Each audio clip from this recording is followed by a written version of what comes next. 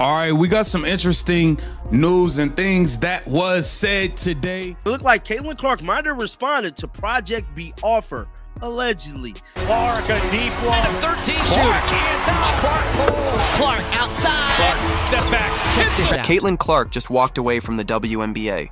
And no, she didn't go overseas. She went somewhere way bigger. She's officially signed with Major League Baseball. Yes, you heard that right. MLB. The WNBA is losing ratings, sponsors are scrambling, and the craziest part, no one saw it coming because they were too busy trying to control her. This is the story of how one player dismantled an entire billion-dollar industry in just 18 months. And it all started when the WNBA made one fatal mistake.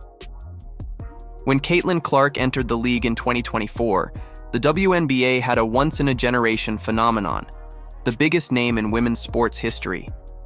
Someone who single-handedly tripled viewership overnight. And what did they do? They treated her like every other rookie. Minimum salary, standard contract, no marketing budget, no special protection, nothing. Think about that for a second. The NFL helped turn Tom Brady into a national icon. The NBA made LeBron James a global brand from day one, signing him to multi-million-dollar Nike deals and launching international campaigns. Even Major League Baseball had an entire strategy for global expansion. But the WNBA? They handed Caitlin Clark a rookie contract and expected her to be grateful. Then things got spicy. The controversy started. The hard fouls nobody called, the media feuds, the toxic online discourse, the constant drama surrounding Angel Reese. And what did the league do? They didn't protect their biggest star. They monetized her pain. They let the conflict simmer. They downplayed the dangerous plays. They watched her get targeted game after game and shrugged. When Fever coach Stephanie White publicly defended her, saying she hated the narratives surrounding her star player, the WNBA responded with silence. Corporate silence, the kind that screams, "We're letting this burn because drama equals engagement."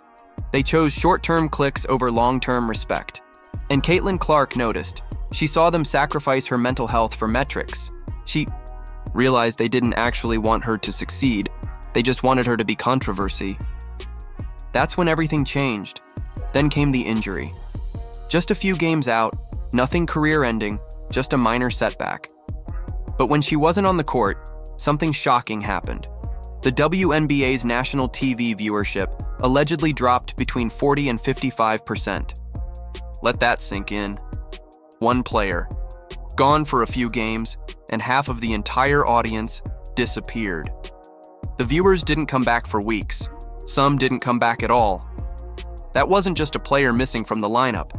That was the entire economic engine of the league's growth, sitting on the sidelines with an ice pack. And that's when Caitlin Clark's management team had a realization. We don't need them anymore. They need us. Desperately. Because here's the brutal truth no one inside the WNBA wanted to say out loud.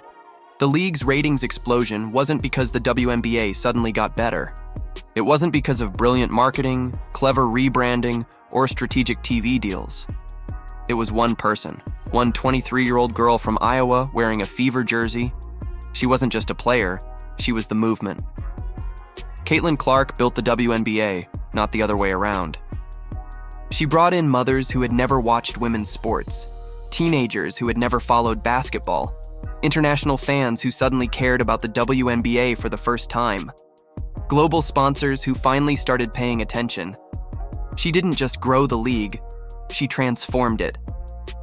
She created an entirely new market, shattered every stereotype, and proved that women's sports could go head-to-head with men's sports in both ratings and revenue. And she realized all of that while sitting at home, injured, watching the league struggle without her. That's when the math started. Her team began running numbers, and what they found was staggering. What's one player worth when removing her cuts your total audience in half? What's her real market value when she is the reason millions tune in? The answer wasn't in the millions. It was in the billions in long-term value, media rights, sponsorships, and cultural impact, all tied to one athlete. And yet the WNBA was still paying her the rookie minimum. So here's what happened next. While nobody's officially, Confirm the details. Everyone in the sports world knows this is exactly how it went down. Clark's representatives walked into two rooms, the Indiana Fever offices and the WNBA commissioner's office, with a single document. No fancy pitch deck, no dramatic speech, just one graph, a ratings chart that showed exactly what happened. The moment Caitlin Clark stopped playing, the financial collapse, the viewership cliff, and the market analysis that revealed her true value. The message couldn't have been clearer. This is what we're worth. Now the question is, are you going to pay it, or are we exploring other options? The WNBA's answer? They couldn't. Their collective bargaining agreement, the CBA, was outdated, restrictive, and built for a different era. An era where women's basketball was barely profitable, barely visible, and nowhere near mainstream. That old system capped player salaries, limited outside opportunities, and kept athletes trapped, allowing the league to profit off their image while refusing to compensate them fairly.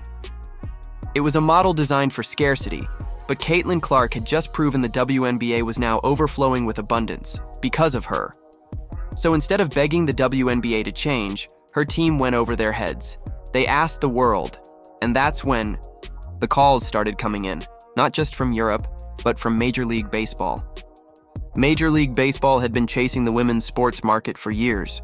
They'd invested in women's softball, women's baseball, even tried launching development leagues. But nothing ever stuck, until they realized something game-changing. They didn't need to build a women's sports brand. They needed to borrow one, or better yet, partner with the biggest name in women's sports history. And that name was Caitlin Clark. MLB saw what she had done, created a global phenomenon, drawn millions of new viewers, and proven that one athlete could redefine an entire industry. She wasn't just a basketball player. She was a movement with her own gravitational pull. So MLB made its move. The offer? MLB would provide the financial power, the global marketing machine, and an international platform bigger than anything the WNBA could dream of. In return, Caitlin Clark would become the face of something entirely new, the world's first global sports ambassador. She wouldn't just play games. She'd host them exhibition matches, brand partnerships, a worldwide tour known as the Clark Global Tour, a concept that had never existed in women's sports before. And once that plan leaked, the dominoes started falling fast. Spanish Liga teams started calling. French and Greek powerhouses jumped in next. Clubs with deep pockets, the kind of budgets that made WNBA contracts look like high school stipends, wanted in. International shoe brands, tech companies, and streaming platforms across Asia all saw the same opportunity. A once-in-a-generation superstar, ready to expand their markets into new territory. And here's the thing. The WNBA had one simple job. Make Caitlin Clark the highest-paid athlete on earth. Protect her. Elevate her. Build around her. Instead, they made her want to leave. That's where the story takes a wild turn, because when Clark decided to step away, she didn't just sign with a single European team or another overseas league. She allegedly designed something that has never been done in the history of women's sports, a global touring model powered by MLB infrastructure. Imagine it like this: the Harlem Globetrotters entertainment spectacle, combined with championship-level basketball, staged across the most iconic arenas on the planet: Athens, Barcelona, Paris, London, Toronto, Mexico City, Tokyo, all coordinated through the Indiana Fever, all streamed worldwide through MLB's platforms and international broadcast partners, all generating massive sponsorship revenue, the kind that makes WNBA salaries look like pocket change. The rumored structure? A partnership consortium involving MLB, elite European basketball clubs, and Asia-Pacific streaming giants. It's a setup that completely bypasses the WNBA's outdated system. International contracts, global marketing deals, and brand partnerships that exist outside American jurisdiction. And here's the wildest part. The WNBA can't stop it.